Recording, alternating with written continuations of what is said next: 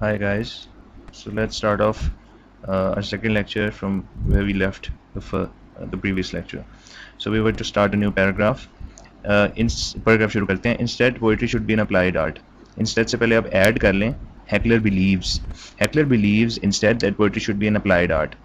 अब इसे पहले हम डिस्कस कर चुके हैं कि हैकलर ये चाहता है. हैकलर ने हमें ये बताया कि इंसान की किस्मत तो सिर्फ पॉलिटिकल स्फेयर या पॉलिटिकल टर्म्स से ही चेंज हो सकती है. Destiny of man can only B change through political action, political agitation, through of government, political reforms etcetera. तो हैकलर खुश नहीं है पोइट्री के रोल से. हैकलर समझता है कि पोइट्री जो है वो सिर्फ पॉलिटिकल इल्स जो हैं उनके अगेंस्ट एक इमेजिन्ड रिस्पॉन्स प्रोवाइड करती है. जबकि हैकलर ये चाहता है कि पॉलिटिकल सिनारियो में कोई भी चीज़ अगर ख़राब है, अगर आपने पॉलिटिकल एजिटेशन के थ्रू या डायरेक्ट एक्शन के थ्रू पॉलिटिकल रिफॉर्म्स लेके आने हैं, गवर्नमेंट को गिराना है एहतजाज के थ्रू, प्रोटेस्ट के थ्रू, तो हैकलर चाहता है कि पोइट्री जो है वो लोगों को उकसाए. Poetry should instigate people towards uprising. तो ये रोल चाहता है हैकलर. यानी कि हैकलर के नज़दीक जो बेस्ट पोइट्री है वो वाली पोइट्री है जिसमें लोगों के जज्बात भड़काए जाएँ, लोगों को उकसाया जाए और वो डायरेक्ट एक्शन पे उतर आएँ, फिजिकल एक्शन पे उतर आएँ, एहतजाजी सड़कों पे आ जाएँ. उस पोइट्री को, जैसे कि अब एग्जांपल मैं दे देता हूँ हबीब जालिब की, या जो रेवोल्यूशनरी पोइट्री है, रेवोल्यूशनरी पोइट्री को, ऐसी पोइट्री के जिससे लोग इकट्ठे हो जाएं और पॉलिटिकल रिफॉर्म्स के लिए डायरेक्ट एक्शन पे उतर आएँ, ठीक है, प्रोटेस्ट लॉन्च करें, उस तरह की पोइट्री चाहता है हैकलर. और उस पोइट्री को हैकलर कहता है कि ये पोइट्री फिर अप्लाइड होगी. यानी कि हैकलर थ्योरेटिकल पोइट्री के हक में नहीं है कि जस्ट पोइट्री प्रॉब्लम्स देखे पॉलिटिकल सिनेरियो के और जस्ट उनका एक इमेजिन्ड सोल्यूशन प्रेजेंट करे. नो, हैकलर चाहता है कि पोइट्री एक अप्लाइड आर्ट होनी चाहिए. पोइट्री ऐसी हो कि लोग इंस्टिगेटेड हो जाएं टूवर्ड्स रिबेलियन, ठीक है, टूवर्ड्स इंस्टेटिंग या ब्रिंगिंग अ रेवोल्यूशन, और लोग उठ खड़े हों. फिर हैकलर कहता है ये वाली पोइट्री मुझे चाहिए, मैं तो उसको सपोर्ट करता हूँ. और बाकी सारी किस्म की पोइट्री जो कि एस्थेटिक पर्पसेस के लिए है, रोमांटिक पोइट्री जिसका दूर दूर तक वास्ता नहीं है लोगों को इंस्टिगेट करना का, लोगों को प्रोटेस्ट के लिए इंस्टिगेट करने पे, सिर्फ उस तरह की पोइट्री जैसे कि आपने भी पढ़ी है कि जो नॉन पॉलिटिकल पोइट्री है, हैकलर कहता है कि वो पोइट्री नहीं है, मैं उसको मानता नहीं, और वो जो है वो अब क्योंकि वो अप्लाइड नहीं है, वो एक इमेजिनेटिव वर्ल्ड की पिक्चर तो दिखाती है आइडियल, लेकिन उसका फ़ायदा कोई नहीं, अप्लाई नहीं कर सकते आप उसको. तो आगे बढ़ते हैं. Applied art I it should have it's use in the real life. Heckler कहता है पोइट्री तो वो करो जिसका इस्तेमाल कर सके हम रियल लाइफ में, और वो भी खासतौर पे पॉलिटिकल स्फीयर में, पॉलिटिकल एजिटेशन पे लोगों को अगर हम इंस्टिगेट करें तो ये हैकलर कहता है ये बेस्ट यूज़ है पोइट्री का. तो आगे बढ़ते हैं. It should be harness to movements that alleviate distress problems of mankind by direct action. तो हैकलर चाहता है लोग डायरेक्ट एक्शन पे उतर आएँ, सड़कों पे निकल आएँ, उस तरह की पोइट्री की जाए, लोगों के जज्बात भड़काए जाएँ जिसके ज़रिए. This is what the heckler believes in. इसके अगेंस्ट है हीनी, हैकलर के इस पॉइंट ऑफ व्यू, क्योंकि हीनी ये कहता है कि पोइट्री का सिर्फ क्या यही मकसद है कि लोगों को जस्ट पॉलिटिकली इंस्टिगेट किया जाए ऑन सपोर्टिंग सम रेवोल्यूशन और सम पर्टिकुलर पॉलिटिकल पार्टी. क्या यही मकसद है पोइट्री का? हीनी कहता है नहीं, this is not the only usage. अगर आप इस पर रिस्ट्रिक्ट कर देंगे पोइट्री को तो पोइट्री खत्म हो जाएगी, पोइट्री की एसेंशियल नेचर खत्म हो जाएगी, पोइट्री प्रोपेगेंडा बन जाएगी. पर पोइट्री और प्रोपेगेंडा में क्या फ़र्क हुआ? प्रोपेगेंडा अखबारों में होता है, पैम्फलेट्स के थ्रू होता है.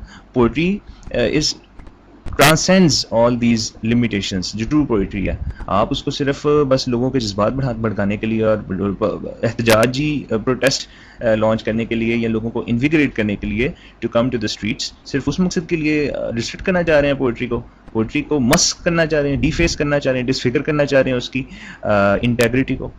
तो हीनी एग्री नहीं करता हैकलर से, ठीक है. और ये कहते हैं पोइट्री का तो वाइड स्कोप है, लिमिटेड स्कोप नहीं है कि सिर्फ पॉलिटिकल इवेंट्स को इंस्टिगेट करे, लोगों को टैकल करने के लिए, सिर्फ इसी मकसद के लिए यूज़ हो जाए. और पोइट्री जो है ना वो किसी खास पॉलिटिकल कॉज को प्रमोट नहीं करती, बल्कि पोइट्री जो है वो free from all kinds of biases है, all kinds of political biases, cultural, social, ethnic. Poetry जो है वो सिर्फ प्रमोट करती है ह्यूमनिस्ट कॉज को, किसी खास पॉलिटिकल या किसी खास पॉलिटिकल पार्टी को, किसी खास पॉलिटिकल मैनिफेस्टो को प्रमोट नहीं करती. ह्यूमनिस्ट कॉज, ह्यूमनिज्म से निकला. ह्यूमनिज्म का मतलब है इंसानों को, सारे इंसान बराबर हैं, इंसानों को देखती है, उनके मसलों को देखती है, और किसी खास पॉलिटिकल पार्टी के एजेंडे को फॉलो नहीं करती. करेगी तो फिर पोइट्री प्रोपेगेंडा बन जाएगी. पोइट्री बिगर पिक्चर को देखती है, यही नहीं कहता. नेक्स्ट पैराग्राफ पढ़ते हैं. In response to the heckler's allegation, तो हैकलर ने इल्ज़ाम पोइट्री पे ये लगाया कि पोइट्री जो है वो प्रैक्टिकल नहीं है। पोइट्री प्रैक्टिकल होने के लिए पोइट्री को चाहिए कि लोगों को इंस्टिगेट करे टूवर्ड्स सम लॉन्चिंग सम प्रोटेस्ट, डायरेक्ट एक्शन पे लोग उतर आए, वो पोइट्री ठीक होगी। और हैकलर ने ये भी कहा कि पोइट्स इम्प्रैक्टिकल हैं आजकल के, जबकि हैकलर ये चाहता है कि पोइट्स डायरेक्ट एक्शन पे लोगों को उकसाएं। हैकलर उन पोइट्स के हक में है। लेकिन इसके जवाब में, हैकलर के एलिगेशन के जवाब में, Wallace Stevens presents a poet as a potent figure who has the power to produce and give life to words. Wallace Stevens जो कि एक सपोर्टर है पोइट्स और पोइट्री का, डिफेंडर है, अपोलॉजिस्ट है, जस्ट लाइक हीनी, वो हैकलर कहता है कि पोइट्स जो हैं वो फारिग लोग हैं, ठीक है, लेकिन वॉलेस स्टीवन कहता है कि पोइट एक पोटेंट फिगर है, एक पावरफुल फिगर होता है पोइट, और who has the power to produce and give life to words. He is powerful enough to give birth to a world to which we all turn to without being aware of it. और Wallace Stevens कहता है कि heckler कहता था कि poets का कोई काम नहीं है और पोइट्स जो है वो इम्प्रैक्टिकल लोग हैं, पोइट्स को चाहिए कि रेवोल्यूशनरी पोइट्री लिखें, जबकि वॉलेस स्टीवंस कहता है कि नहीं, poet is powerful enough to give birth to an imaginary world which is perfect. Poet जब अपने ख्यालात को यूज़ करता है तो वो एक आपको आइडियल पिक्चर दिखाता है परफेक्ट वर्ल्ड की, जो कि free from all the miseries and imperfections of this world होती है। उसको देख के फ़ायदा क्या होता है आपको, कि आपको पता चल जाता है कि हमने ठीक कैसे करना है, जो रियल वर्ल्ड में एक्सर्बेटिंग या एग्रेवेटिंग कंडीशंस हैं उनको रेमेडी कैसे करना है, तो हम उसकी तरफ रुजू करते हैं उस आइडियल वर्ल्ड की। तो पोइट कितना फिर पावरफुल फिगर हुआ अकॉर्डिंग टू वॉलेस स्टीवंस। तो इस तरीके से पोइट्री ह्यूमन क्राइसिस जो हैं, क्राइसिस, इंसानों के जो मसले हैं, वो बिगर स्केल पे हल करने की कोशिश करती है। एक दो सीधा पॉलिटिकल पार्टीज के मैनिफेस्टो नहीं उठाने चाहिए पोइट्स को, ये वॉलेस स्टीवंस कहता है। तो वॉलेस स्टीवंस हैकलर से डिसएग्री करता है। Next, the poet gives life to supreme fiction. All the discoveries and modern advancements were a figment of imagination once. अब पोइट जो है वो क्या करता है कि सुप्रीम फिक्शन यानी कि ख्याली चीज़, इमेजिनरी चीज़ पुट फॉरवर्ड करता है, imaginary concepts in his poetry. Poet जब भी कोई बात करता है तो पोइट्स रियलिस्ट नहीं होते, पोइट्स हमेशा आइडियलिस्ट होते हैं, ठीक है। पोइट्स जर्नलिस्ट नहीं होते पोइट, यानी कि जर्नलिज्म में क्या होता है कि जो चीज़ हो रही है आपने लिख दी, अखबार में छप गई, जर्नलिस्ट ये करते हैं। पोइट ये नहीं करता कि ये हो रहा है तो ये लिख दिया है। पोइट ऐसी भी चीज़ें दिखाता है जो दुनिया में होती नहीं है, जो आइडियल चीज़ें हैं, जैसे होना चाहिए चीज़ों को वैसे नहीं होती, ठीक है। अब देखिए जॉन डन की मेटाफिजिकल पोइट्री, ऐसे कहाँ होता है लाइफ में, जिस तरह की वो सिमिलीज यूज़ करता है। तो ये एक सुप्रीम फिक्शन इन्वेंट करता है पोइट। तो हैकलर कहता है कि पोइट्स सिर्फ एक आइडल मेंटल लग्जरीज में इंडल्ज करते हैं, यानी कि इमेजिनेशन, सोचों में ही पड़े रहते हैं, प्रैक्टिकल नहीं होते हैं, इम्प्रैक्टिकल लोग हैं। तो हीनी क्या कहता है, हीनी कहता है भाई मेरी बात सुनो, किसी भी दुनिया की इन्वेंशन के पीछे क्या इमेजिनेशन नहीं होती, क्या कोई विजन नहीं होता? दुनिया में जो भी चीज़ें ईजाद हुई हैं उनके पीछे किसी की सोच थी एक दिन। मसलन जितनी भी चीज़ें आप देख लें, सेल फोन है तो उसके पीछे एक सोच थी किसी बंदे की कि ऐसी कोई चीज़ बननी चाहिए जिससे आप कम्युनिकेट कर लें, वायरलेस कम्युनिकेशन। कोई चीज़ उठा के लिख लें, सोच पहले आई, चीज़ बाद में बनी। कोई चीज़, अब दुनिया में जितने भी आप देखें प्रॉब्लम्स का सोल्यूशन आया, तो किसी ने पहले सोल्यूशन सोचा तो फिर वो सोल्यूशन इंप्लीमेंट हुआ, तो इमेजिनेशन ही पहले आती है। तो हिनी कहता है ये पोइट का रोल है कि पोइट आपको आइडियल वर्ल्ड दिखाता है, परफेक्ट वर्ल्ड दिखाता है जिसमें वो प्रॉब्लम्स एग्जिस्ट नहीं करते जो रियल वर्ल्ड में करते हैं। जब वो पोइट आपको वो पिक्चर देता है आइडियल वर्ल्ड की, पॉसिबिलिटी दिखाता है, पोइट जो आपको वर्ल्ड दिखाता है ना, वो होता है वर्ल्ड ऑफ पॉसिबिलिटीज, कि क्या क्या हो सकता है। जस्ट लाइक कि कोई मुझे किसी ने इन्वेंटर है, उसने वो एक आपको एक उसका विजन होता है कि मैं ये चीज़ बनाना चाहता हूँ, ये चीज़ पॉसिबल है, इसको बनाया जा सकता है, और फिर ही वो चीज़ बनती है। पहले तो वो पॉसिबिलिटी शो कर बताता है ना कि ये चीज़ बन सकती है कि नहीं बन सकती, वो कहता है हाँ यार बन सकती है, चलो और बनाते हैं, और फिर ही वो चीज़ बनती है। उसी तरह पोइट भी आपको एक वर्ल्ड दिखाता है, अल्टरनेटिव वर्ल्ड, जिसमें प्रॉब्लम्स नहीं होते, जिसमें एक परफेक्ट वर्ल्ड होता है। अगर इस वर्ल्ड में प्रॉब्लम्स हैं तो जो पोइट आपको वर्ल्ड दिखाता है ना, इमेजिनरी वर्ल्ड, इमेजिन्ड वर्ल्ड, उसमें वो प्रॉब्लम्स एग्जिस्ट नहीं करते। लेकिन उसका दिखाने का फायदा क्या हो जाता है कि आपको पता चल जाता है कि यार ये पॉसिबल है। फिर आप उसकी पोइट्री जो पढ़ते हो उस पोइट की, तो आप उस पॉसिबिलिटी को देखते हुए कि हाँ जो उसने बात कर दी है, आइडिया तो है, क्यों ना इस आइडिया को रियलिटी में कन्वर्ट किया जाए।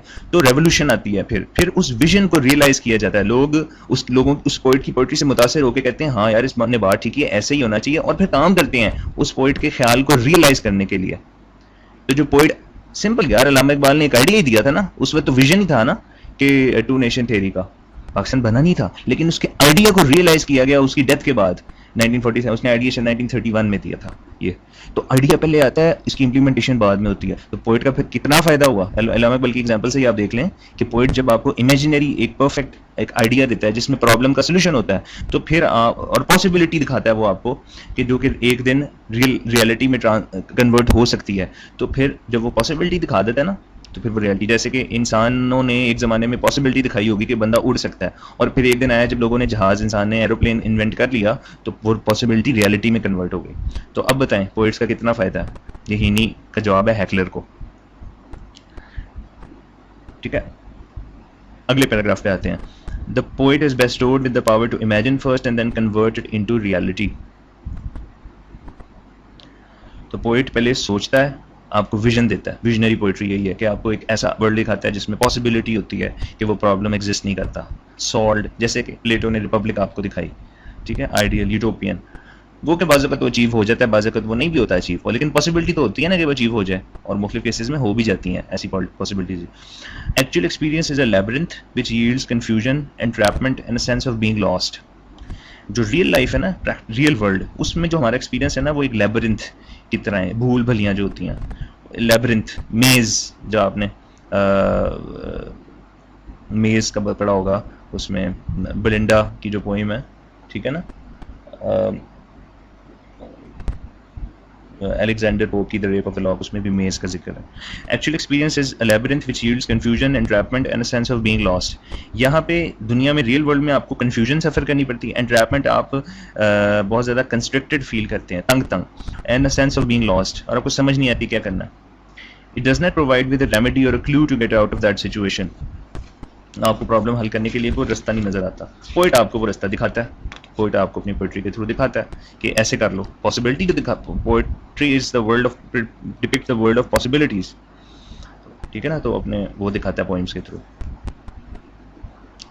तो प्लेटो क्या कहता था कि पोइट्स जो हैं इंसानों को आइडियल या परफेक्ट से दूर ले जाते हैं, जबकि एरिस्टोटल ने कहा था कि ऐसा नहीं, पोइट्स तो बल्कि आइडियल या परफेक्ट के करीब ले जाते हैं। तो अब बताएं, पोइट आपको एक ऐसा वर्ल्ड दिखाता है जिसमें वो जो प्रॉब्लम है उसका सोल्यूशन है अपनी पोइट्री के थ्रू। विजनरी पोइट्री जब वो करता है, आइडिया देता है कि भाई ऐसे कर लो, ऐसे ठीक हो जाएगा, वो आइडियल चीज़ होती है। रियल वर्ल्ड में वैसे अभी वो चीज़ हुई नहीं होती।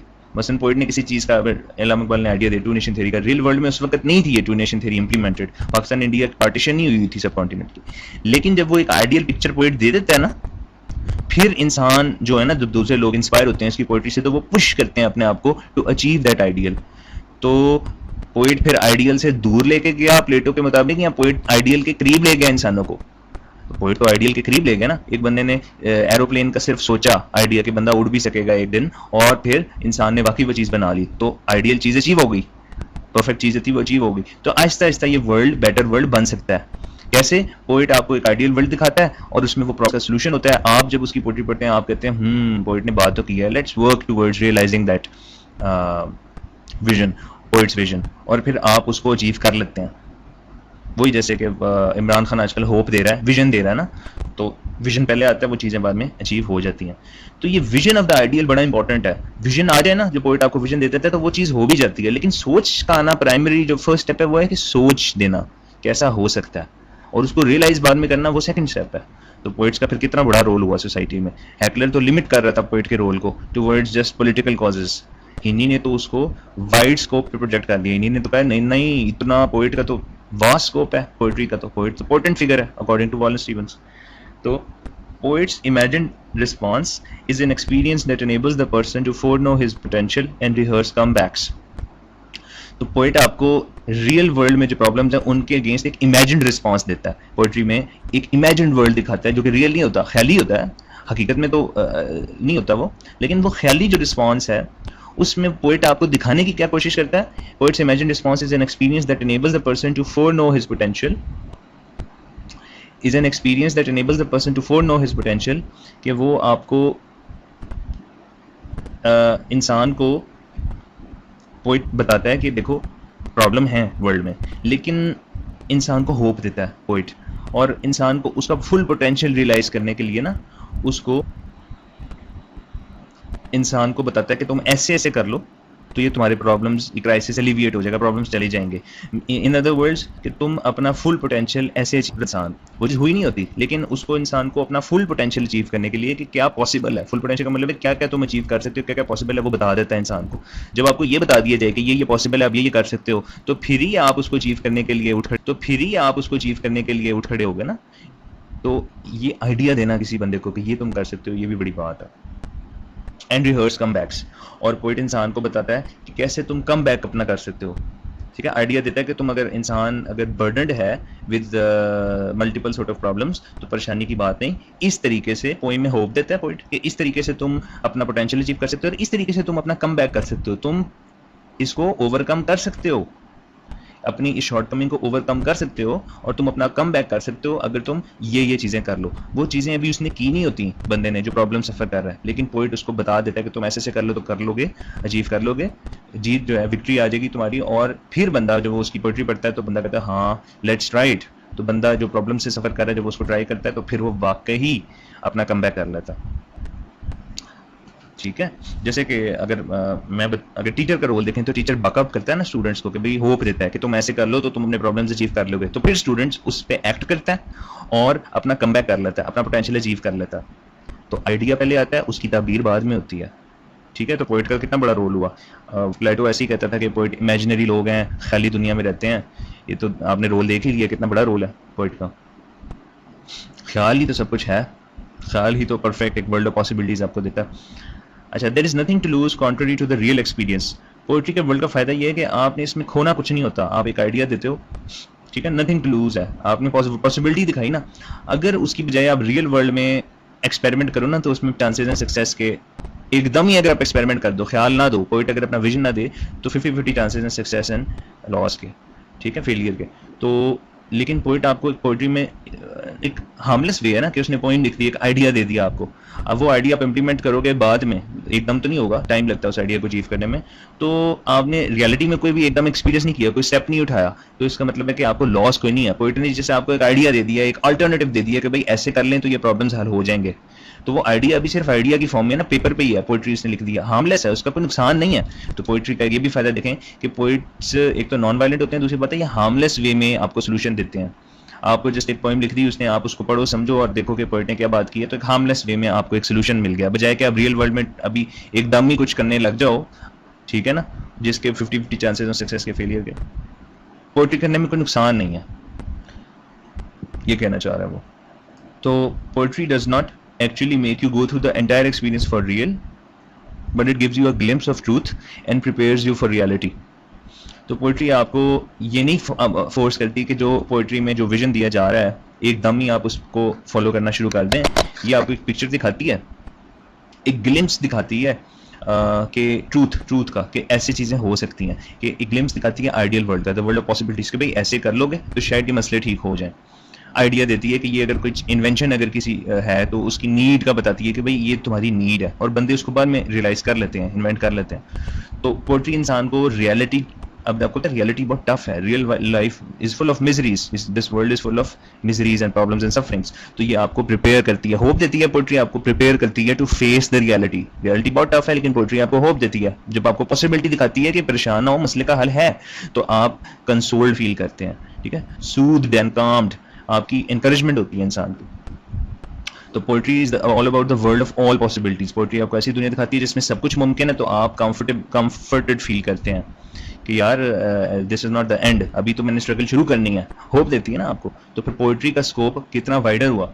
सिंपल सी बात है कि मैंने अभी एग्जाम्पल है कि मैंने अभी एक प्रॉब्लम है, जैसे कि मैं सपोज मैं एक जॉब करता हूँ, ठीक है, पॉसिबिलिटीज क्या थी, मैं कुछ भी कर सकता था, ठीक है, मैं कुक भी हो सकता था, मैं शेफ भी, ये कुक और शेफ एक ही चीज़ है, ठीक है, मैं टैक्सी ड्राइवर भी हो सकता था, लेकिन मैं एक पर्टिकुलर जॉब करता हूँ, एक जॉब करता हूँ। अब रियल लाइफ में मैं एक जॉब करता हूँ, लेकिन इमेजिनरी वर्ल्ड में पॉसिबिलिटीज क्या है, इनफाइनाइट। इमेजिनरी वर्ल्ड में मैं कुक भी हो सकता हूँ, मैं शेफ भी हो सकता हूँ, मैं सब कुछ हो सकता हूँ। तो मुझे आप ये बताएं, रियल वर्ल्ड में मैं एक ही जॉब कर रहा हूँ अभी जो मैं कर रहा हूँ, तो मुझे अब ये बताएं कि बिगर कौन सी फिर वर्ल्ड हुआ, द वर्ल्ड ऑफ पॉसिबिलिटीज और the world of reality, the world of imagination या the world of reality. Bigger in scope तो the world of real imagination हुआ ना, उसमें तो बेइंतहा पॉसिबिलिटीज हैं। इस वक्त मैं वैसे तो भी बैठा हूँ यहाँ पे ना, लेकिन इमेजिनरी वर्ल्ड में मैं उड़ भी सकता हूँ। मैं हो सकता है कि भाई न्यूयॉर्क सिटी में खाना खा रहा हूँ, ठीक है ना, या मैं जो हूँ इस वक्त फ्लाइट ले रहा हूँ, अमेरिका जा रहा हूँ। इमेंस पॉसिबिलिटीज, मैं मैच खेल रहा हूँ उस वक्त शुएब अख्तर के साथ। इमेजिनेशन है ना, imagination immense possibility. Real life में मैं अभी सिर्फ इस जगह बैठा हूँ, एक इवेंट जो है वो ट्रांसपायर हो रहा है। इमेजिनेशन में इमेंस पॉसिबिलिटीज हो सकती हैं इस पर्टिकुलर मोमेंट पे। तो फिर पोएट्री दिखाती है आपको वर्ल्ड ऑफ पॉसिबिलिटीज। तो पोएट्री तो स्कोप में बहुत बड़ी है, रियल लाइफ तो एक उसका सबसेट है। पोएट्री का जो वर्ल्ड है वो तो बहुत बड़ा है, उसका छोटा सा पार्ट है रियल लाइफ। इनफाइनाइट पॉसिबिलिटीज में से एक एक जो अगर हम एक पॉसिबिलिटी का सेट ले लें तो वो रियल वर्ल्ड बन जाता है। Real world is the subset of the ideal world, the world of possibilities, imaginary world which is given by put forth by poetry। अगले दो पैराग्राफ आप देख लीजिएगा, इजी हैं। से अगले दो पैराग्राफ छोड़ें, तीसरे पे देखें। We can conclude that poetry offers a liberating response to reality without intervening into the actual। तो ये कि पोएट्री आपको इमेजिन रिस्पॉन्स देती है to the problems in the real world, ख्याली तौर पे कि आप कैसे इनको हल कर सकते हैं। तो ये लिबरेटिंग होता है काफ़ी आपके लिए। और ये है कि पोएट्री एकदम आपको उकसाती नहीं है कि रियल वर्ल्ड में आप एक्चुअल वर्ल्ड में ये स्टेप्स उठा लें। पोएट्री आपको एक आइडिया देती है, liberating effect, soothing, consoling, Kameng effect होता है आपके ऊपर इसका, जो पोएट्री आपको होप देती है उससे। Reality does not provide you with such an opportunity. अच्छा, the last allegation comes from a political activist who says that there is no point in imagining an order which is comprehensive of events but unable to trigger events itself। जिस तरह heckler ने allegation लगाई थी poetry के against, political activist भी वही allegation लगा रहा है कि पॉलिटिकल एक्टिविस्ट कह रहा है कि पोएट्री, ठीक है, poetry is the world of possibilities. Poetry आपको सॉल्यूशंस देती है और बेइंतहा सॉल्यूशंस दिखा देती है। रियल लाइफ में तो एक ही सॉल्यूशन एक टाइम पे पॉसिबल है ना, कि रियल लाइफ में तो एक ही सॉल्यूशन एक टाइम पे पॉसिबल है। मसलन कि जी अगर इस वक्त सपोज ज़रा समर है तो रियल लाइफ में एक ही सोल्यूशन पॉसिबल है कि मैं इस वक्त ये पंखा चला के बैठा हूँ और मेरे पास कुछ नहीं है। लेकिन इमेजिनरी, अगर आप इमेजिनेशन में जाएं तो एक खरब सोल्यूशंस हैं। इस कमरे में 200 एसी लग सकते हैं इमेजिनेशन में। तो मैं एग्जांपल तो वैसे ही मैंने दी, इट्स नॉट सूटेबल। तो आप अब देखें, पॉलिटिकल एक्टिविस्ट ये कहता है कि पोएट्री, ठीक है, poetry is all about the world of possibilities. ये आपको एक इमेजिनेशन में एक निज़ाम दिखाती है कि जिसमें ये हो सकता है, ठीक है, कॉम्प्रिहेंसिव ऑफ इवेंट्स, यानी कि ये इवेंट्स पॉसिबल हैं।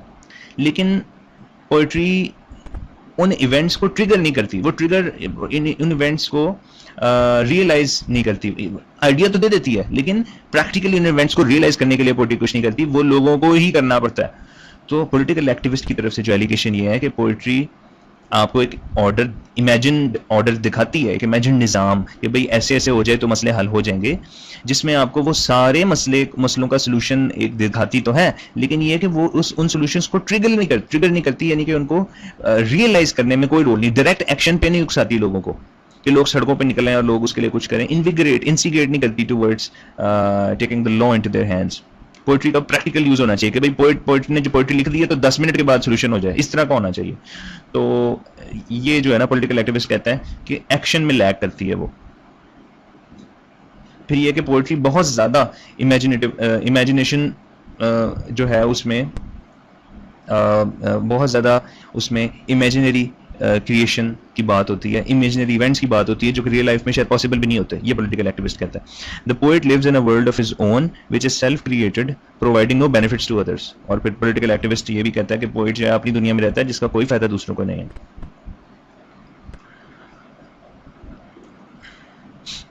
पॉलिटिकल एक्टिविस्ट चाहता ये है ना, देखो हैकलर भी ये चाह रहा था कि जो मैं कह रहा हूँ ना, पोएट्री बस वही, अगर मैं हैकलर कह रहा था कि मैं ये चाह रहा हूँ कि डायरेक्ट एक्शन ले पोएट्री, तो ऐसी पोएट्री लिखी जाए। पॉलिटिकल एक्टिविस्ट भी है। अब पॉलिटिकल एक्टिविस्ट होता क्या है? पॉलिटिकल एक्टिविस्ट होता है सियासी कारकुन। अब आपको पता है हर सियासी कारकुन एक खास पॉलिटिकल पार्टी का होता है। तो पॉलिटिकल एक्टिविस्ट कोई भी पकड़ ले, पीपल्स पार्टी का अगर हम पकड़ लेते हैं, तो वो तो यही चाहेगा कि दुनिया में जितनी पोएट्री हो रही है पीपल्स पार्टी के सपोर्ट में लिखी जाए।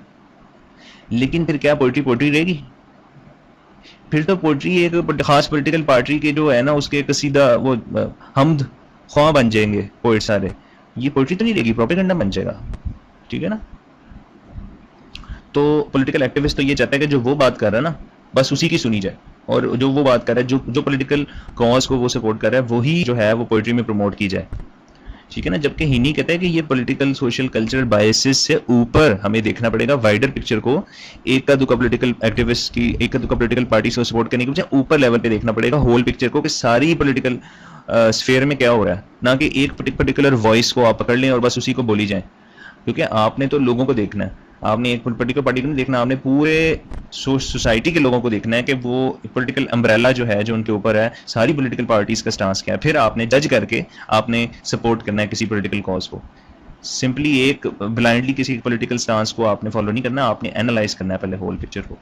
जब तो पॉलिटिकल एक्टिविस्ट कहता है नहीं, जो मैं कह रहा हूँ ना, जिस पॉलिटिकल पार्टी की सपोर्ट में मैं हूँ, जो पॉलिटिकल कॉज को मैं फर्दर करना चाह रहा हूँ, पोइट्री बस उसी को सपोर्ट करे। फिर यार अगर आप हर पॉलिटिकल एक्टिविस्ट की बात मानने लग जाएं तो हर बंदा तो अपनी पॉलिटिकल पार्टी को सपोर्ट करता है ना, तो फिर पोइट्री का क्या बनेगा? फिर तो प्रोपेगेंडा बन जाएगी। 10 पोइट एक के साथ होंगे, 10 दूसरी पार्टी के साथ होंगे।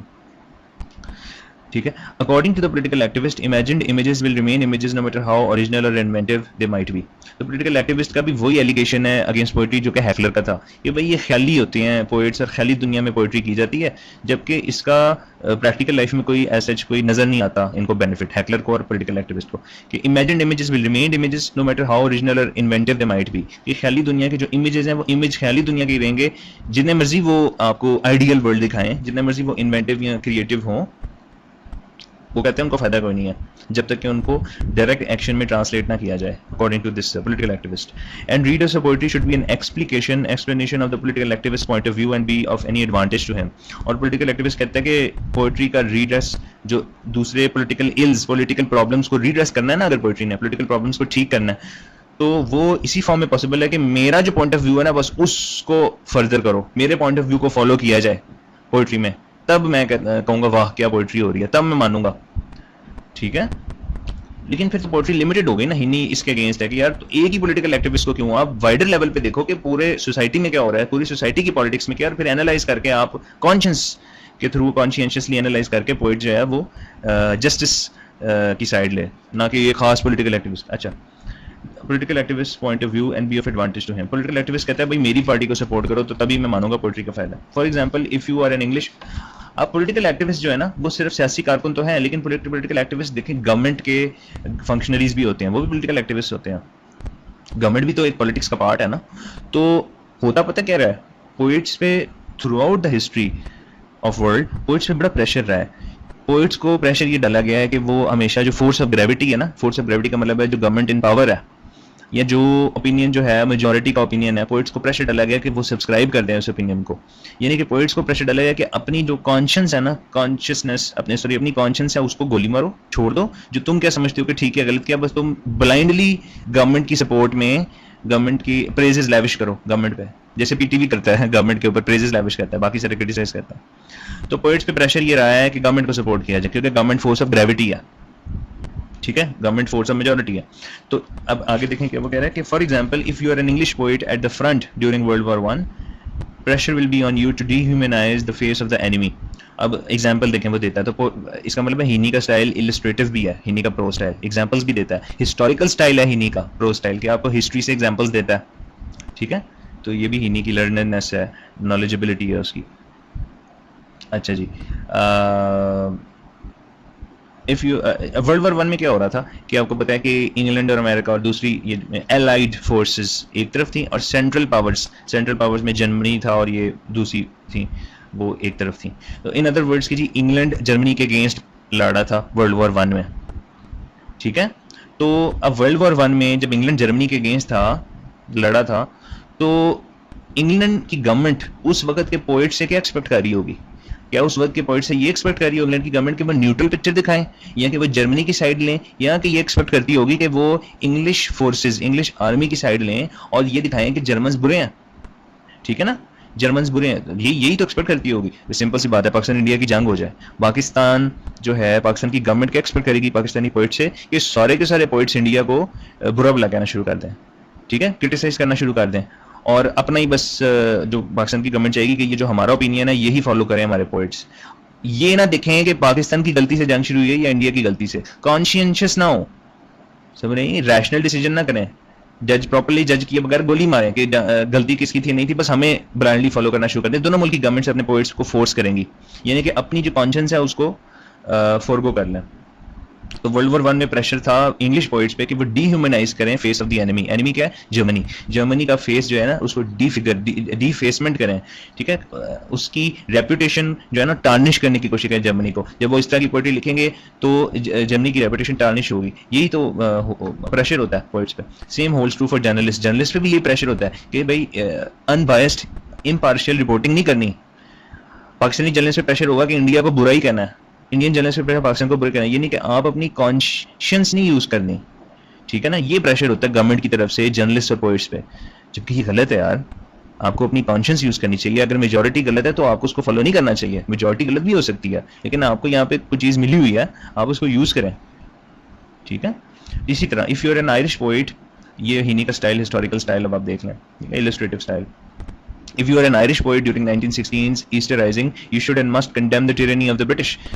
इसी तरह जो ईस्टर राइजिंग हुई थी 1916 में, बहुत सारे आयरिश नेशनल्स जो थे वो अपराइजिंग पे उतर आए थे। अपराइजिंग उन्होंने स्टेज की थी towards against the British forces, British occupation of Ireland. तो उस वक्त ज़ाहिर है वो एक बगावत पे उतर आए थे आयरिश जो थे इंग्लैंड के अगेंस्ट, क्योंकि आपको पता है आयरिश आयरलैंड भी यूके के अंडर आता है, इंग्लैंड के अंडर आता था। तो अभी भी आयरलैंड, नॉर्दर्न आयरलैंड जो यूके के अंडर ही आता।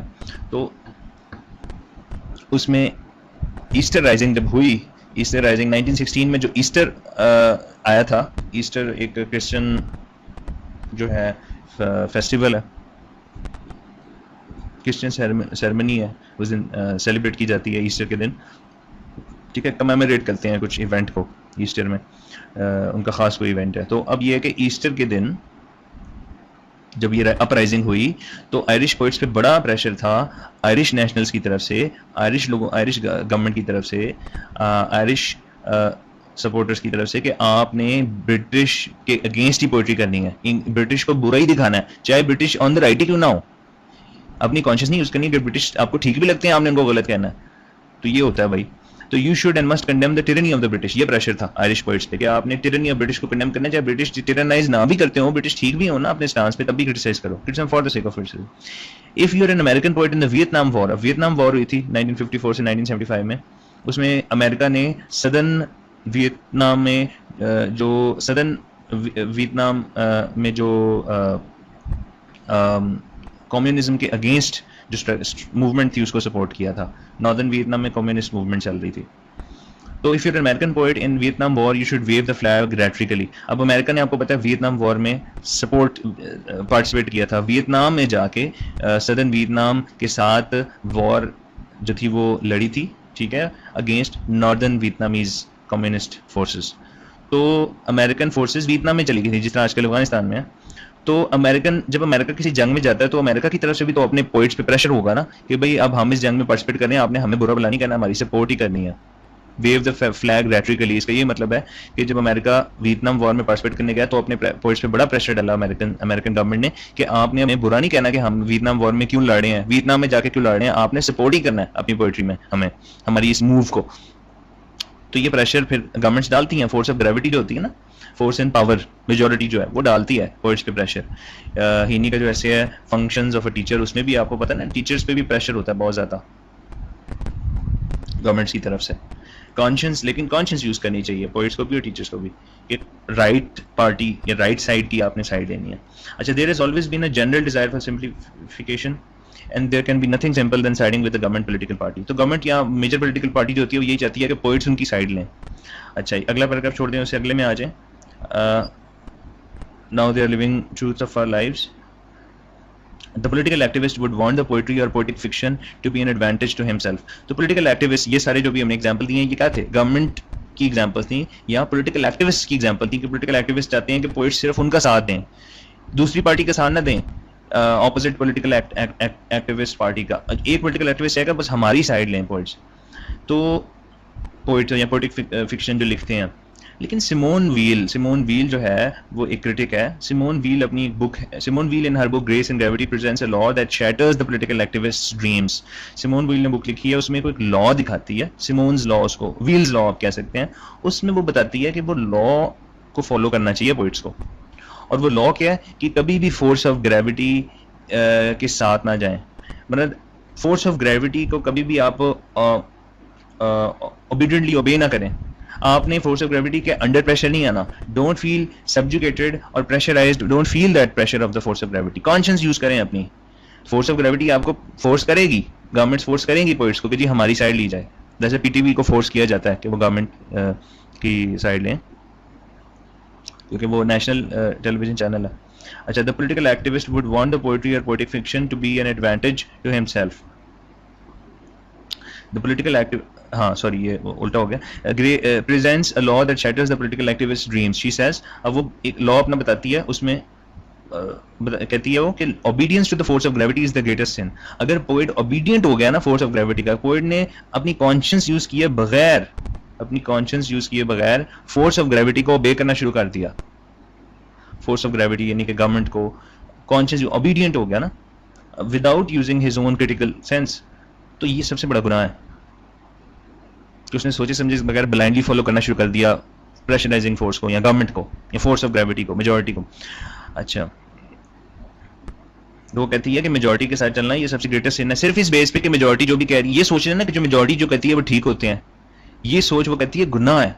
पोएट का काम ये है कि अपना भेजा यूज करे, दिमाग यूज करके एनालाइज करे कि कौन सी साइड राइट है। अगर तो गवर्नमेंट उसको राइट लगती है तो फिर तो सपोर्ट करे गवर्नमेंट को, फोर्स ऑफ मेजॉरिटी को, कॉन्शियस यूज करे ना, ठीक है। ये नहीं है कि किसी खास पॉलिटिकल एक्टिविस्ट की साइड ले ले पोएट, किसी खास पॉलिटिकल पार्टी की या किसी खास गवर्नमेंट की, न्यूट्रल होकर सोचे, अनबायस्ड होकर सोचे, और प्लस ये कि ऊपर वाले लेवल से सोचे, ठीक है। ये नहीं है कि एक खास पर्टिकुलर पॉलिटिकल पार्टी की सपोर्ट में, बल्कि अपर लेवल से जज करे सिचुएशन को और देखे कि कौन राइट है कौन रॉन्ग है, ठीक है। What she really means to say is that moving with the majority is nothing but the greatest sin of all. सबसे बड़ा गुनाह ये, the voice of the poet should be genuine and based on truth, poet को सच बोलना चाहिए।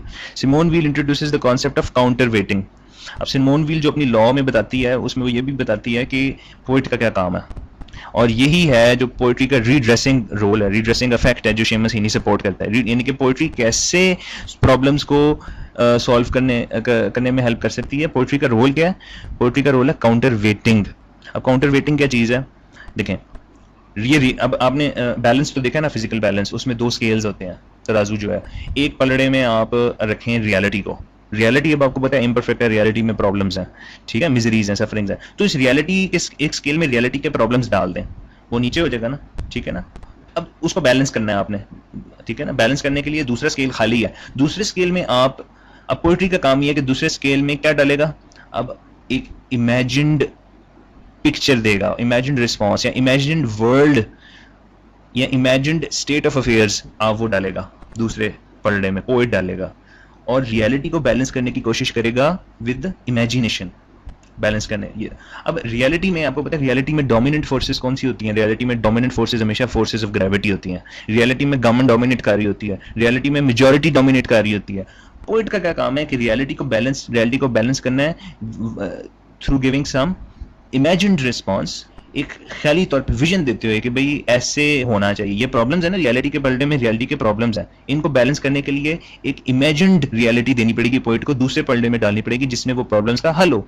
और reality में कौन हैवी, कौन है? फोर्स ऑफ ग्रेविटी, ठीक है ना। It's putting in all it's pressure, force of gravity है, फोर्स ऑफ मेजॉरिटी है, गवर्नमेंट है, उसके अगेंस्ट आपने उसको बैलेंस करने के लिए पोएट का काम यह है कि पोएट न्यूट्रल होके without any prejudice force of gravity को बैलेंस करने की कोशिश करेगा। अगर फोर्स ऑफ ग्रेविटी ठीक नहीं है, अगर फोर्स ऑफ ग्रेविटी गलत है, अगर गवर्नमेंट या जो मेजॉरिटी है ना, अगर वो गलत है ना, तो वो दूसरे पलड़े में वीकर साइड को सपोर्ट करने की कोशिश करेगा।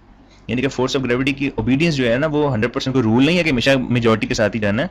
वो रियलिटी इस पलड़े में रियलिटी है स्केल में, तो उसके अगेंस्ट दूसरे पलड़े में वो इमेजिन्ड एक वर्ल्ड दिखाएगा, जिसमें आइडियल वर्ल्ड दिखाएगा, जिसमें प्रॉब्लम्स का सोल्यूशन है, वो दिखाएगा, तो फिर आप कुछ करोगे। पोएट एक आपको ख्याल देगा, विजन देगा, तो उसकी रियलाइजेशन बाद में आएगी, तबीर हो जाएगी उसकी, लेकिन ख्याल देना जरूरी है। समझ में आ गई? This is counter weighting, balancing out, balance करना है, रियलिटी को बैलेंस करना है विद इमेजिनरी वर्ल्ड जिसमें उनका प्रॉब्लम्स का सोल्यूशन होगा। और जरूरी नहीं है कि आप रियलिटी हैं जो मेजॉरिटी के साथ ही जाएं, यानी कि ये पलड़ा भारी है तो इसी को सपोर्ट करें, नहीं, आपने बैलेंस करना है। ये नीचे था, आपने इसके अगेंस्ट दूसरे पलड़े में इमेजिन वर्ल्ड डाला, इमेजिन वर्ल्ड की कंसेप्शन दी, जिसमें आपने फोर्स ऑफ ग्रेविटी को डिसोबे किया, इस फोर्स की साइड लेने के बजाय आपने डिसोबे किया, आपने एक आइडियल कंसेप्शन दी, तो आपने जब विजन दे दिया तो वो विजन अचीव भी हो जाएगा किसी दिन। नो मैटर कि वो इस वक्त विजन अचीव हो सकता है कि नहीं हो सकता है, उसको अचीव होते हुए 10-20 साल लग जाए, लेकिन आपने आइडिया तो दे दिया ना कि ऐसे कर लो, ऐसे प्रॉब्लम ठीक हो जाएगा। दिस इज काउंटर वेटिंग और बैलेंसिंग आउट, यही है सिमोन वील्स लॉ। इसी को शेमसिनी सपोर्ट करता है, कहता है पोएट्री का भी यही फंक्शन है कि वो एक आइडियल कंसेप्शन दे, दूसरे पलड़े में वजन डाले, ठीक है, काउंटर वेटिंग करे against this reality. Balancing out the forces for redress, balancing out करे फोर्सेस को रीड्रेस करने के लिए, रीड्रेस यानी कि ठीक करने के लिए प्रॉब्लम्स को वर्ल्ड के। In terms of poetry it has a tendency to place a counter reality in the scales. तो ये रियलिटी है ना, रियलिटी वाला स्केल ये है, इसके अगेंस्ट काउंटर रियलिटी इस स्केल में पुट करनी है ताकि रियलिटी को बैलेंस करे किस चीज से, काउंटर रियलिटी से। काउंटर रियलिटी का मतलब है इमेजिनेशन से, रियलिटी को इमेजिनेशन से बैलेंस करे। ये है पोइट का काम according to Seamus Heaney. A reality which can only be imagined but which nevertheless has weight।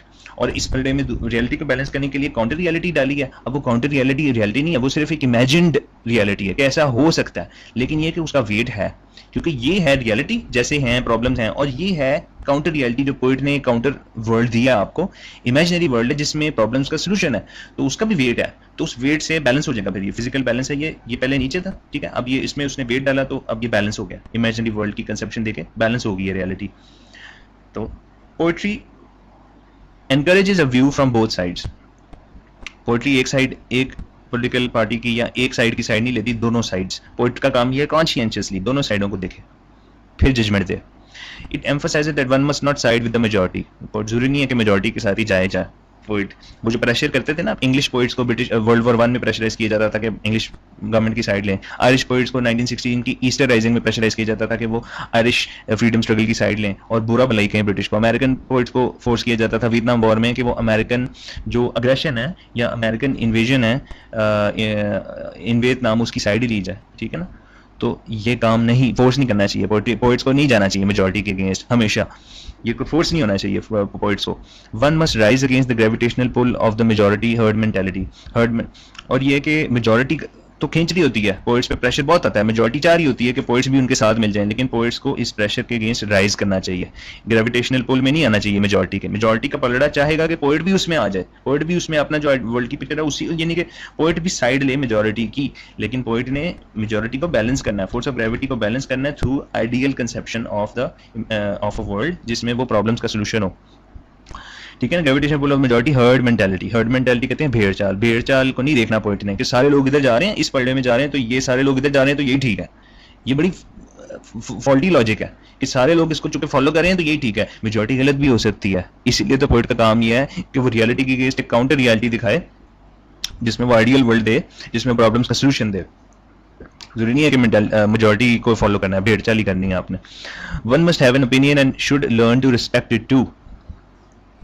इंसान का एक अपना ओपिनियन होना चाहिए और इंसान को उसको ओपिनियन, दूसरों के ओपिनियन की रिस्पेक्ट भी करनी चाहिए। अच्छा, अब बात यह है कि आपने क्यों उसी की रियलिटी के अगेंस्ट ही क्यों आप एक इमेजिन रियलिटी ही क्यों दी, उसी की क्यों साइड ली, ठीक है ना। यानी फोर्स ऑफ मेजॉरिटी के आप अगेंस्ट ही क्यों गए, आप फोर्स ऑफ मेजॉरिटी का क्यों नहीं साइड लिया पोइट ने, कि क्यों शेमसिनी पोइट को की रिस्पॉन्सिबिलिटी ये डिक्लेयर कर रहा है कि पोइट का काम ये नहीं है कि हमेशा फोर्स ऑफ मेजॉरिटी की साइड ले, बल्कि आप माइनॉरिटी को भी देखो कि कहीं वो तो नहीं ठीक। इस वजह से क्योंकि रियलिटी सिंपल नहीं होती, रियलिटी हमेशा कॉम्प्लेक्स होती है। इस वजह से रियलिटी सिंपल नहीं होती कि भाई सिंपल मेजॉरिटी को देख लो बस, ये reality is not that simple कि हमेशा कोई सिंपल स्ट्रेट फॉरवर्ड रूल नहीं है कि हमेशा मेजॉरिटी को ही फॉलो करना है ब्लाइंडली। रियलिटी बड़ी कॉम्प्लेक्स होती है, बाजुकत मेजॉरिटी गलत हो सकती है। कॉम्प्लेक्स रियलिटी तो यही है ना, बाजुकत पता चलता है बाद में वो मेजॉरिटी सारे लोग गलत ही थे, एक बंदा जो कहता वही ठीक था। इस वजह से पोइट्री जो है ना उसका काम है कि दोनों साइडों को देखे। पोइट्री का काम ये नहीं है कि एक बस पार्टी की फेवर करे, पोइट्री का काम ये है कि दोनों साइडों को देखे, स्ट्रॉन्गर साइड को भी यानी कि फोर्स ऑफ मेजॉरिटी को भी और वीकर साइड को भी, फोर्स ऑफ माइनॉरिटी को भी, और उसके बाद जज करके पिक्चर, कंप्लीट पिक्चर देखे ना। पॉलिटिकल एक्टिविस्ट और हैकलर क्या कहते थे, हमारी साइड लो, हम जिस पॉलिटिकल पार्टी की साइड लेते हैं बस वही ठीक है, उसी की साइड लो।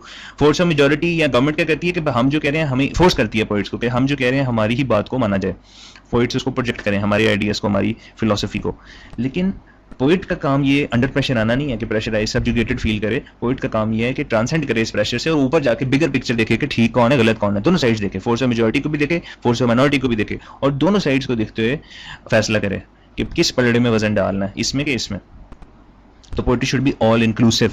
पोइट्री सिर्फ एक पॉलिटिकल पार्टी या एक पलड़े को नहीं देखती, पोइट्री कंप्लीट पिक्चर को देख रही होती है, दोनों को। फोर्स ऑफ मेजॉरिटी को भी पोइट ने देखना है, फोर्स ऑफ माइनॉरिटी को भी पोइट ने देखना है, और वर्ल्ड ऑफ रियलिटी को भी देखना है कि उसमें क्या प्रॉब्लम्स है, आइडियल वर्ल्ड की कंसेप्शन भी देखनी है कि कैसे उन प्रॉब्लम्स को सॉल्व किया जा सकता है। तो that is why poetry should be all inclusive. Poetry poet का सिंपल काम नहीं है कि बस सादा सादा भाई मेजॉरिटी है, 10 बंदे इसके साथ हैं, इसी की साइड ले लो, नहीं। दैट इज कि poetry should be all inclusive. Poetry complete picture ले रही हो, मेजॉरिटी की भी और माइनॉरिटी को भी देख रही हो।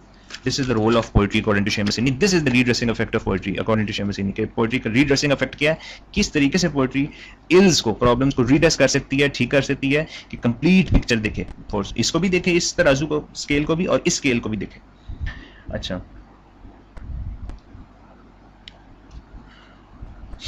if you don't side with the majority or do not blindly follow one set of ideology, you might be able to free yourself from the shackles of national social patriotic constraints and pressures. जब poet का काम यही ना कि majority की side हमेशा नहीं लेनी होती, उसने जज करना होता है कि कौन ठीक है कौन गलत है, हो सकता है मेजॉरिटी गलत ही हो। तो if you do not side with the majority, you do not blindly follow one set of ideology, blindly नहीं फॉलो करना होता है आइडियोलॉजी को पोइट ने, you might be able to free yourself from the shackles of national social patriotic constraints. तो poet आज़ाद हो जाता है। ये जो बंधन होते हैं ना, जो के बाउंड्स होते हैं, शैकल्स होती हैं, चेन्स होती हैं, नेशनल सोशल पेट्रियोटिक कंस्ट्रेंट्स जो बाउंड कर रहे होते हैं, बाइंड कर रहे होते हैं आपको, ये जो बाउंड्स हैं, इनके चंगल से आज़ाद हो जाता है पोइट। मसलन ये जो नेशनल सोशल पेट्रियोटिक प्रेशर्स होते हैं पोइट पे, पोइट उनसे आज़ाद हो जाता है, क्योंकि पोइट ने मेजॉरिटी को तो ब्लाइंडली फॉलो नहीं करना होता ना, एक खास आइडियोलॉजी को ब्लाइंडली फॉलो नहीं करना होता। पोइट ने फिर कंप्लीट पिक्चर देखनी होती है, देखना होता है राइट पे कौन है, हक पे कौन है।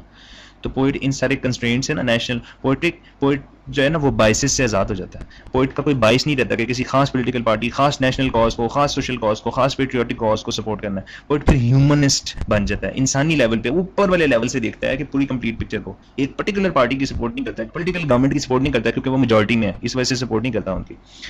और जब ये देखता है ना पोइट, यानी कि दूसरी साइड भी देख रहा होता है पोइट, माइनॉरिटी को भी देख रहा होता है, वीकर साइड को भी देख रहा होता है, सिर्फ मेजॉरिटी को नहीं देख रहा होता पोइट। इसका मतलब poetry is all inclusive, complete picture देख रहा होता है poet. When one is able to see the reality from both ends, जब पोइट दोनों साइडें देखता है, मेजॉरिटी को भी माइनॉरिटी को भी, a British soldier in World War I can see a German soldier as a human. तो ब्रिटिश सोल्जर्स पे, ब्रिटिश पोइट्स पे क्या प्रेशर था वर्ल्ड वॉर 1 में कि वो ब्रिटिश फोर्सेस को यूलोजाइज करें, ब्रिटिश फोर्सेस को ये प्रेज करें कि भाई यही ठीक है और जर्मन्स बुरे हैं। ये हर जंग में हर मुल्क अपने पोइट्स पे ये प्रेशर डालता है ना कि हम ठीक हैं, जिनके अगेंस्ट हम जंग कर रहे हैं वो गलत है। रिलेटिविज्म है ना, सब रिलेटिविटी है। तो जब पोइट न्यूट्रल होकर देखेगा ना, तो वो प्रेशर से ज़्यादा हो जाएगा गवर्नमेंट के। तो ब्रिटिश गवर्नमेंट प्रेशर डाल रही थी कि जर्मन्स को बुरा कहो वर्ल्ड वॉर 1 में पोइट्स पे, कि जर्मन बुरे होते हैं ये वो। लेकिन जब वो पोइट इन चेन से, इन शैकल से, इन बंधनों से, बाउंड से आज़ाद हो जाएगा ना, नेशनल सोशल पेट्रियोटिक कंस्ट्रेंट से आज़ाद हो जाएगा, तो पोइट अब अंडर प्रेशर नहीं आएगा मेजॉरिटी के, फोर्स ऑफ ग्रेविटी के अंडर प्रेशर नहीं आएगा। तो force of gravity, British government कह रही है कि जर्मन सोल्जर बुरे हैं, जर्मन्स को मार दो, सारी जर्मन्स को मार दो, जर्मन बुरे हैं, हम ठीक है।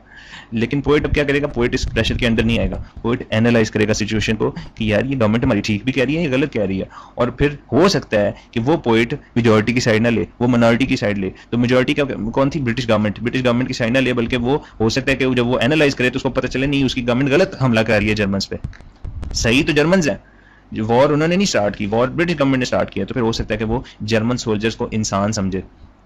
ब्रिटिश गवर्नमेंट अपने पोइट्स पे क्या फोर्स कर रही है, प्रेशर डाल रही है कि जर्मन्स को इंसान भी ना समझो, जर्मन सोल्जर्स को ऐसे मर्सीलेसली स्लॉटर करो कि वो इंसान ही नहीं है, गाजर मूली की तरह मार दो, ये तो इंसान ही नहीं है। लेकिन पोइट ह्यूमनिस्ट है ना, पोइट तो सारे बाइसेस से आज़ाद होकर देखता है, पोइट रिलीजियस बाइसेस से आज़ाद होता है, कि नेशनल बाइसेस से आज़ाद है कि जी ये जर्मन है, ये पाकिस्तान, ये ब्रिटिश है, इस बाइस से आज़ाद होता है पोइट, इंसानी लेवल पे देख रहा होता है, ह्यूमनिस्ट होता है पोइट। तो पोइट हो सकता है कि पोइट गवर्नमेंट की साइड ना ले, गवर्नमेंट तो कह रही है खीरे गाजर मूली की तरह मार दो जर्मन सोल्जर्स को क्योंकि ये बुरे लोग हैं, लेकिन पोइट फिर ह्यूमनिस्ट लेवल पे कॉन्शियस यूज करते हुए सोचेगा कि नहीं, जर्मन सोल्जर्स भी ह्यूमंस हैं। तो पोइट मेजॉरिटी के प्रेशर में नहीं आया, ब्रिटिश गवर्नमेंट के प्रेशर में नहीं आया, उसने माइनॉरिटी की साइड लेना शुरू कर दिया, जर्मन फोर्सेस की साइड लेना शुरू कर दिया। ये रोल है पोइट्री का कि हर दफ़ा मेजॉरिटी की जी ज़रूरी नहीं करनी, देखना है, जज करना है कि ठीक कौन है। हो सकता है कि आपको पता चले कि मेजॉरिटी गलत है, माइनॉरिटी ठीक थी। तो अब British soldier in world war 1 can see a German soldier as a human, a friend and a secret sharer. जब ये पोइट इन चुंगलों से आज़ाद हो जाता है ना, तो हो सकता है कि फिर उस पोइट को या ब्रिटिश सोल्जर को तो फोर्स किया जा रहा है ना कि जर्मन्स बुरे हैं, लेकिन जब ऐसा ब्रिटिश सोल्जर जो कि पोइट भी है, जब इन सारे बाइसेस से आज़ाद हो जाए कि जर्मन है या ये ब्रिटिश है, जर्मन है, इस बाइस से आज़ाद हो जाए, इम्पार्शियलिटी से, तो जर्मन सोल्जर भी उसको इंसान नजर आएगा। और हो सकता है कि ब्रिटिश सोल्जर जर्मन सोल्जर को एक फ्रेंड समझे, एक सीक्रेट शेयर समझे, क्योंकि आखिरकार वो भी इंसान है। ठीक है ना। तो जर्मनी, ज़ाहिर है ब्रिटिश सोल्जर्स को तो यही कहा गया कि जर्मन्स बुरे हैं, मार दो इनको, लेकिन एक ब्रिटिश सोल्जर हो सकता है कि कॉन्शियस यूज़ करके ये सोचे कि यार आखिरकार जर्मन्स भी इंसान हैं, इनसे दोस्ती करने बजाय जंग करें, why not move to peace talks, क्यों ना पीस को रिस्टोर किया जाए। तो वो फिर जर्मन सोल्जर को इंसान भी समझ सकता है। गवर्नमेंट प्रेशर डाल रही है कि ये जानवर हैं, जर्मन जानवर हैं, इनको मार दो, लेकिन वो सोचेगा ब्रिटिश सोल्जर कि नहीं यार ये इंसान है, ये फ्रेंड भी हो सकते हैं हमारे, क्यों ना हम वॉर की बजाय पीस टॉक्स करें, पीस की तरफ आएँ। तो यही शेम मसीनी का ह्यूमनिज्म है। ह्यूमनिज्म, इंसानी लेवल पे सोचना, free from all national biases, nationalism के बाइसेस के खिलाफ। रसल भी तो यही कहता था ना जब हम रसल पढ़ रहे थे। अच्छा, an Irish poet might see the British government as a body who might keep faith.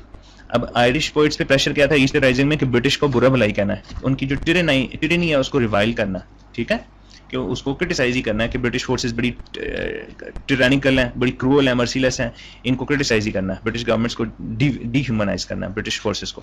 लेकिन जब एक इस पे आयरिश पोइट्स पे ये प्रेशर था, लेकिन जब आयरिश पोइट न्यूट्रल होकर सोचेगा तो वो भी फिर ये कहेगा कि नहीं, हो सकता है कि हमें, हमारी जो आयरिश नेशनल्स हैं हमें गलत कह रहे हो सकता है ब्रिटिश गवर्नमेंट अपना वादा पूरा कर दे। वो वादा क्या था कि जी आयरलैंड को आज़ाद करने का, उसको सॉवरेंटी देने का, तो जंग की जरूरत ही ना पड़े, ईस्टर अपराइजिंग की जरूरत ही ना पड़े। ईस्टर राइजिंग में क्या हुआ था कि वो बगावत पे उतर आए थे, तो ज़ाहिर उसमें दोनों तरफ फिर किलिंग्स हुई थी। आयरिश नेशनलिस्ट जो थे उन्होंने ब्रिटिश गवर्नमेंट्स के अगेंस्ट रेजिस्टेंस, ठीक है, आर्म्ड रेजिस्टेंस इनिशिएट की थी। तो ज़रा जंग शुरू हो गई, उनकी आपस में लड़ाई शुरू हो गई। तो जब एक आयरिश पोइट है न्यूट्रल होकर सोचेगा तो हो सकता है कि उसको अपना जो प्रेशर उस पर डाला जा रहा है, आयरिश नेशनलिस्ट प्रेशर डालने कि तुम तो ब्रिटिश गवर्नमेंट को बुरा भलाई कहो, लेकिन हो सकता है न्यूट्रल होकर सोचे तो वो ये सोच ले यानी ब्रिटिश गवर्नमेंट भी इंसान ही है उस गवर्नमेंट में, तो हो सकता है कि वो अपना प्रॉमिस पूरा कर लें, तो अपराइजिंग की जरूरत कोई नहीं है, कोई जरूरत नहीं कि आप जंग करें, बैठ के बात करते हैं, और हो सकता है ब्रिटिश गवर्नमेंट अपना वादा पूरा कर दे कि आयरिश लोगों को ऑटोनॉमी दे दे।